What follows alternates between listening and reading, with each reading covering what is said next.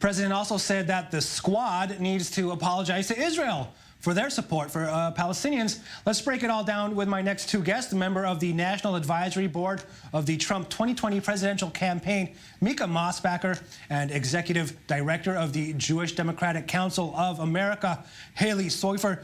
Thanks to both of you for coming on the Spin Room again. As always, it's great to see you. Mika, I'll start with you. I'm basically going to ask both of you the same question, but I'll start with you, Mika.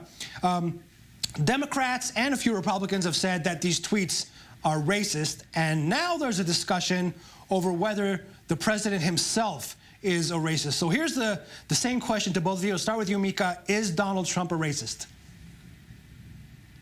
No, he's not. And Secretary Ben Carson, who is a man of color, has worked with President Trump a long time, and he has also stated he's not a racist.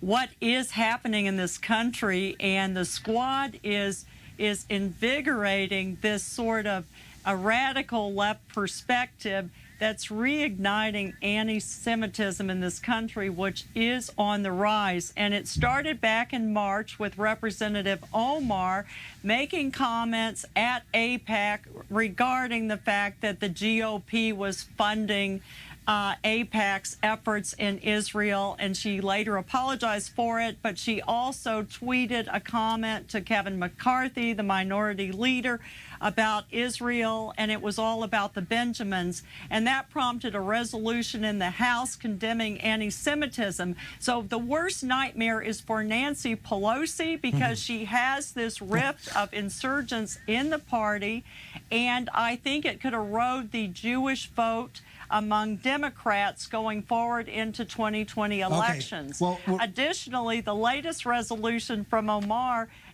last week condemning boycotting, it boycotts Israel, is also receiving outcry from leadership in the House. But before that, I want to go to Halie first. And Halie, in your response to Mika, I also want you to answer that question really quickly. Is Donald Trump a racist?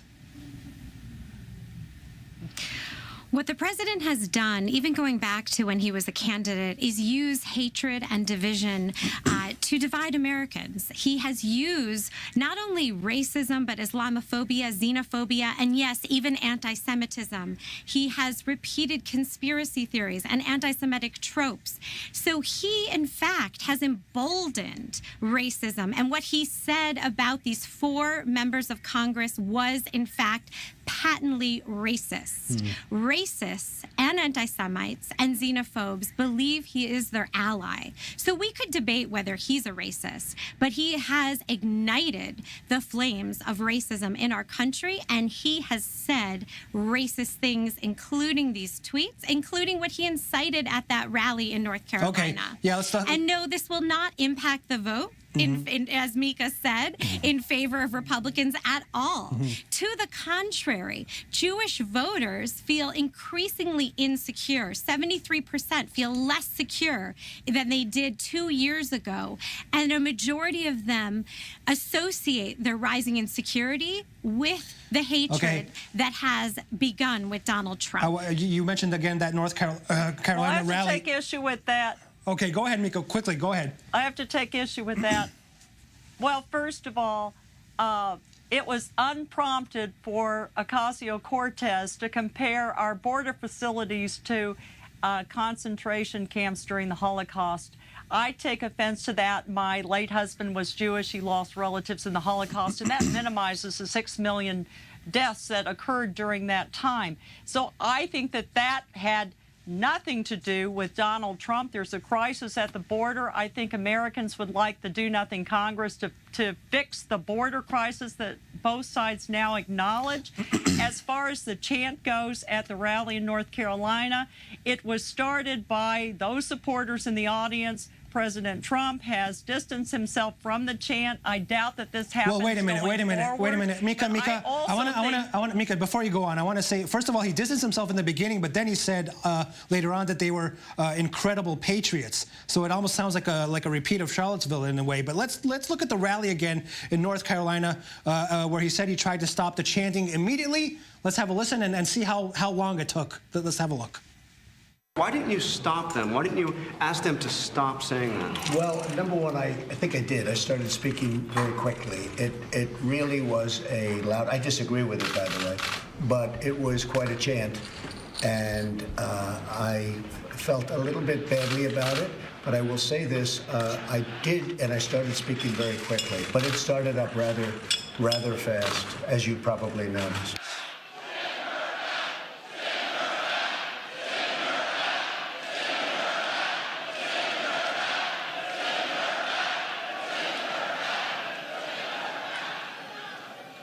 And she talked about the evil is. So our clock there showed that took 13 seconds. Halie, how do you see those remarks from the president saying he tried to stop it, but it was going on there for 13 seconds, maybe even more?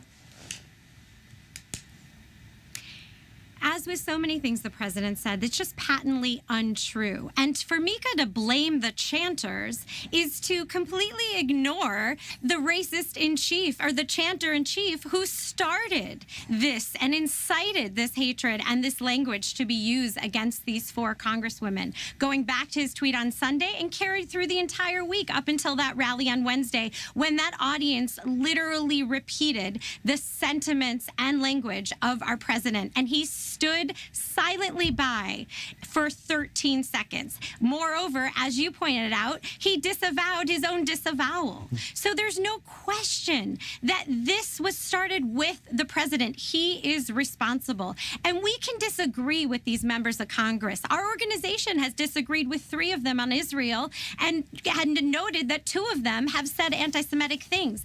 That is no excuse for racism. Jews don't want to be used as political pawns in the president's re-election. Okay. And to invoke anti-Semitism or even Israel in this debate is offensive to Jews. Yeah, that's actually a good segue to my next question to What Mika. is offensive? Wait a minute, Mika, just a second, about using Israel, because Trump in his tweets recently has really been invoking Israel almost in every tweet when it comes to this issue with the squad. Here's the last one. He says, "I don't believe the 4 congresswomen are capable of loving our country. They should apologize to America and Israel for the horrible, hateful things they have said." Mika, you know, is making Israel a partisan football in this mudslinging, is that a good thing for Israel?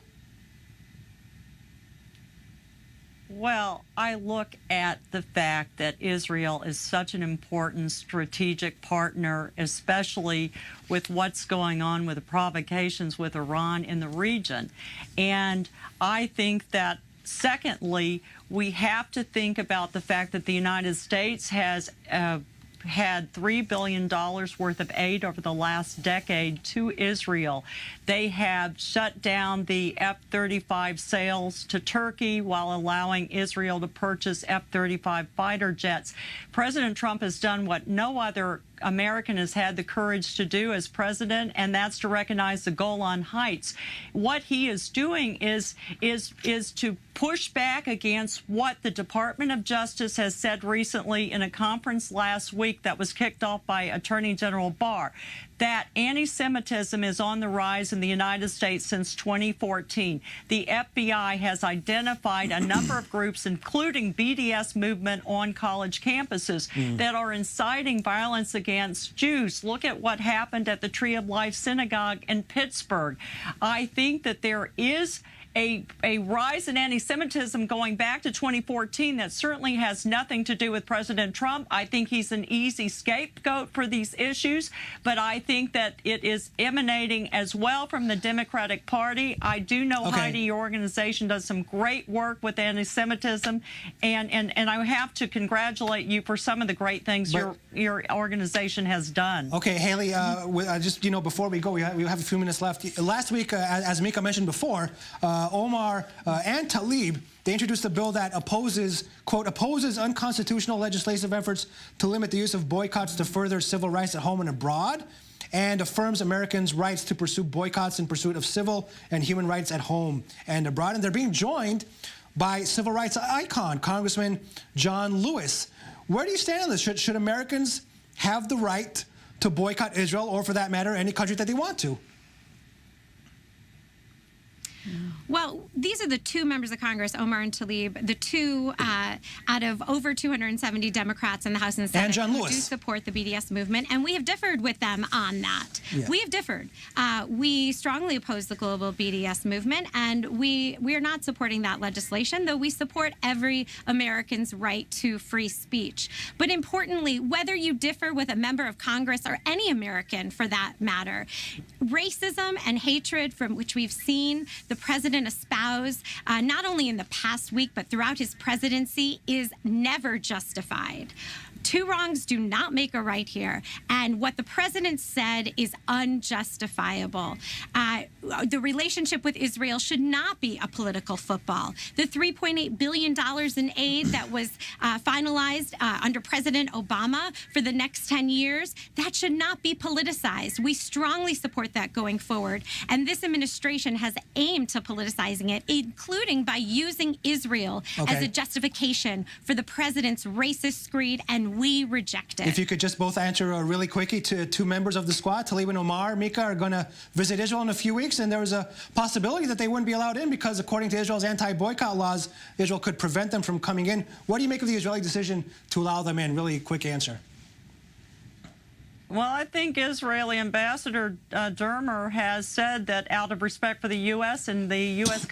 Congress, that they will be allowed in, and I hope that they learn and appreciate the very important relationship and alliance that the United States has with Israel. Okay, and last response there, Halie, 30 seconds, please.